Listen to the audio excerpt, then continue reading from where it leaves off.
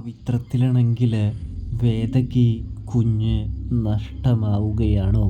പ്രേക്ഷകരെ, പ്രിയ കൂട്ടുകാരെ, അങ്ങനെ വേദയാണെങ്കിൽ വേദനകൾക്ക് ശേഷം, കാത്തിരിപ്പിന് ശേഷം ഒരു പെൺകുഞ്ഞിന് ജന്മം നൽകുകയാണല്ലോ. പക്ഷേ അപ്പുറത്താണെങ്കിൽ വളരെയധികം സങ്കടം തന്നെയാണ് വന്ന് ഭവിക്കുന്നത്.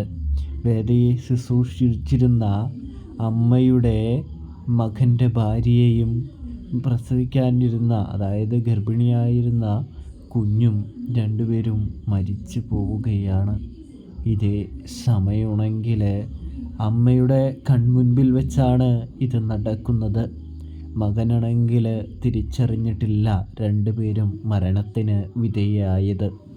അതുകൊണ്ട് തന്നെ നമ്മുടെ വേദയുടെ അടുത്ത് വന്ന് അമ്മ പൊട്ടിക്കരയുന്നുണ്ട്. മോളെ, അവൻ രണ്ടുപേരും മരണത്തിന് പോയി എന്ന് ഇതുവരെ അറിഞ്ഞിട്ടില്ല. അതുകൊണ്ട് തന്നെ അവനാണെങ്കിൽ വളരെയധികം പ്രതീക്ഷയിലാണ്. ആരെങ്കിലും ഒരാളെയെങ്കിലും ലഭിക്കുമെന്നുള്ള പ്രതീക്ഷയിലാണവൻ. പക്ഷേ ഇപ്പോൾ ആ പ്രതീക്ഷകളെല്ലാം തകരാനായിട്ട് പോവുകയാണല്ലോ എന്ന് പറയുമ്പോൾ അങ്ങനെ ഒരിക്കലുമില്ല അമ്മേ. അയാളുടെ മാനസിക നില തകരാതിരിക്കണമെങ്കിൽ ഞാൻ ഒരു കാര്യം ചെയ്യാം എന്ന് പറയുന്നു.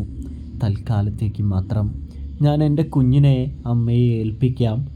അയാളുടെ ഈ മാനസിക നില ശരിയാകുന്നത് വരെ അമ്മ ഈ കുഞ്ഞിനെ വെച്ചോളൂ എന്ന് പറയുന്നു.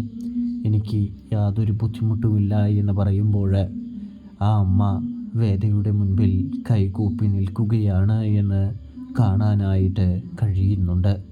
സത്യം പറഞ്ഞാൽ വേദയ്ക്കൊരു ആശ്വാസം തന്നെയാണത്. കാരണം തൻ്റെ കുഞ്ഞിന് ജീവന് യാതൊരു ആപത്തോ കാര്യങ്ങളോ വരാതിരിക്കാനും കൂടിയാണ് വേദ അങ്ങനെ ചെയ്യുന്നത് എന്ന് കാണാനായിട്ട് സാധിക്കും. അങ്ങനെ ആ അമ്മയാണെങ്കിൽ പൊട്ടിക്കരഞ്ഞുകൊണ്ടിരിക്കുന്ന മകളിലേക്ക് വേദയുടെയും വിക്രത്തിൻ്റെയും കുഞ്ഞിനെ കൊണ്ട് കൊടുക്കുകയാണ് എന്ന് കാണാൻ സാധിക്കുന്നുണ്ട്. ഒടുവിൽ അയാൾ തൻ്റെ കുഞ്ഞാണെന്ന് വിചാരിച്ച് ആ കുഞ്ഞിനെ ചേർത്ത് പിടിക്കുകയാണ് എന്നും കാണാനായിട്ട് സാധിക്കും. ഇതേ സമയമാണെങ്കിൽ നമ്മുടെ വേദ ഇവിടെ വളരെയധികം സങ്കടപ്പെടുകയാണ് എന്നും കാണാൻ സാധിക്കുന്നുണ്ട്.